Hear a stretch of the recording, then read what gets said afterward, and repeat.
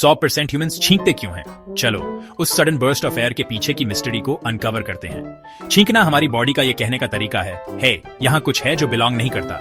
जब dust, pollen या germs जैसे इरिटेंट्स हमारी नाक में एंटर करते हैं, हमारी बॉडी एक्शन में आ जाती है।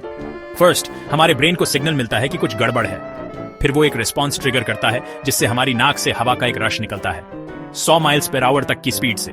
इंप्रेसिव है ना? ये पावरफुल बर्स्ट उन पेस्की इरिटेंट्स को बाहर निकाल देता है, हमारे रेस्पिरेटरी सिस्टम को क्लीन और हेल्थी रखते हुए। तो नेक्स्ट टाइम जब तुम छींको, याद रखना ये तुम्हारी बॉडी का नेचुरल डिफेंस मैकेनिज्म है जो अपना काम कर रहा है। Bless you. और ये रहा एक फन फैक्ट, क्या तुम्हें पता है कि एक छींक 30 फीट तक ट्रैवल कर सकती है? तो अपनी नाक कवर करो फोल्क्स, क्यूरियस रहो और हेल्थी रहो।